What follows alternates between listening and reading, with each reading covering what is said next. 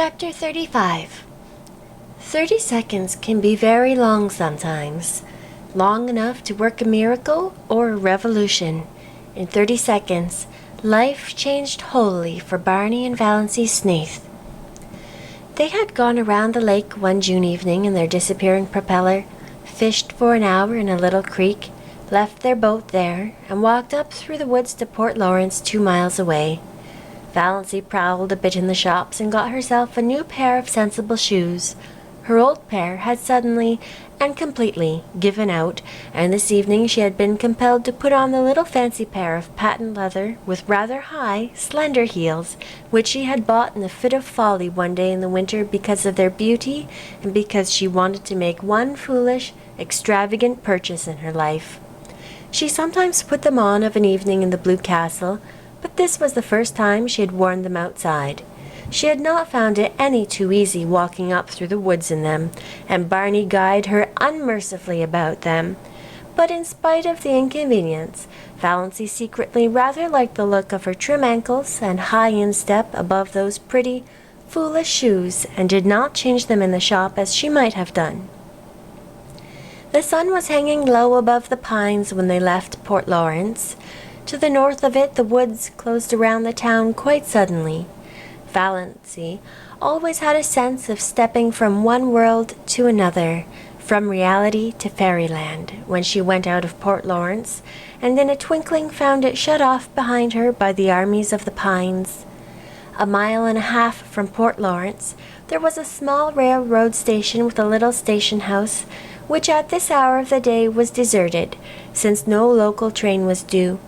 Not a soul was in sight when Barney and Valency emerged from the woods. Off to the left, a sudden curve in the track hid it from view, but over the treetops beyond, the long plume of smoke betokened the approach of a through train. The rails were vibrating to its thunder as Barney stepped across the switch. Valency was a few steps behind him, loitering to gather June bells along the little winding path.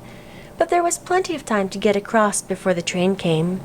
She stepped unconcernedly over the first rail. She could never tell how it happened. The ensuing 30 seconds always seemed in her recollection like a chaotic nightmare in which she endured the agony of 1,000 lifetimes. The heel of her pretty, foolish shoe caught in a crevice of the switch. She could not pull it loose. "Barney! Barney!" she called in alarm. Barney turned, saw her predicament, saw her ashen face, dashed back. He tried to pull her clear. He tried to wrench her foot from the imprisoning hold.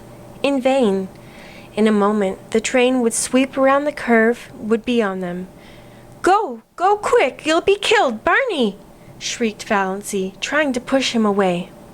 Barney dropped on his knees, ghost white, frantically tearing at her shoelace. The knot defied his trembling fingers. He snatched a knife from his pocket and slashed at it. Valency still strove blindly to push him away. Her mind was full of the hideous thought that Barney was going to be killed. She had no thought for her own danger. "Barney! Go! Go! For God's sake, go!" "Never!" muttered Barney between his set teeth. He gave one mad wrench at the lace. As the train thundered around the curve, he sprang up and caught Valency, dragging her clear, leaving the shoe behind her. The wind from the train as it swept by turned to icy colds as the streaming perspiration on his face. "Thank God," he breathed. For a moment they stood stupidly staring at each other, 2 white, shaken, wild-eyed creatures. Then they stumbled over to the little seat at the end of the station house and dropped on it. Barney buried his face in his hands and said not a word. Valency sat, staring straight ahead of her with unseeing eyes at the great pine woods, the stumps of the clearing, the long, gleaming rails. There was only one thought in her dazed mind, a thought that seemed to burn as if shaving of fire might burn her body. Dr. Trent had told her over a year ago that she had a serious form of heart disease, that any excitement might be fatal. If that were so, why was she not dead now, this very minute? She had just experienced as much as a terrible excitement as most people experience in a lifetime, crowded into that endless 30 seconds. yet she had not died of it. She was not an iota the worse for it. A little wobbly at the knees, as anyone would have been. A quicker heartbeat, as anyone would have. Nothing more. Why? Was it possible Dr. Trent had made a mistake? Valancy shivered as if a cold wind had suddenly chilled her to the soul. She looked at Barney, hunched up beside her. His silence was very eloquent. Had the same thought occurred to him? Did he suddenly find himself confronted by the appalling suspicion that he was married, not for a few months or a year, but for good and all to a woman he did not love and who had foisted herself upon him by some trick or lie? Valancy turned sick before the horror of it. It could not be. It would be too cruel, too devilish. Dr. Trent couldn't have made a mistake. Impossible. He was one of the best heart specialists in Ontario. She was foolish, unnerved by the recent horror.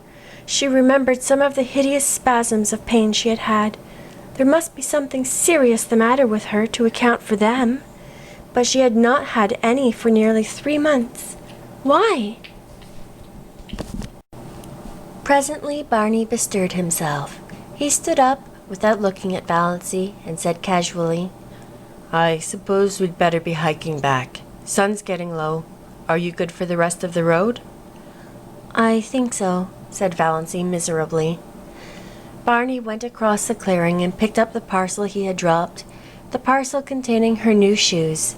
He brought it to her and let her take out the shoes and put them on without any assistance, while he stood with his back to her and looked out over the pines. They walked in silence down the shadowy trail to the lake. In silence, Barney steered his boat into the sunset miracle that was Mistowis. In silence, they went around feathery headlands and across coral bays and silver rivers where canoes were slipping up and down in the afterglow. In silence, they went past cottages echoing with music and laughter. In silence, they drew up at the landing place below the Blue Castle. Valancy went up the rock steps and into the house. She dropped miserably on the first chair she came to and sat there staring through the oriel, oblivious to Good Luck's frantic purrs of joy and Banjo's savage glares of protest at her occupancy of his chair. Barney came in a few minutes later. He did not come near her, but he stood behind her and asked gently if she felt any the worse for her experience. Valancy would have given a year of happiness to have been able to honestly answer yes. "No," she said flatly. Barney went into Bluebeard's chamber and shut the door. She heard him pacing up and down, up and down. He had never paced like that before. And an hour ago, only an hour ago, she had been so happy.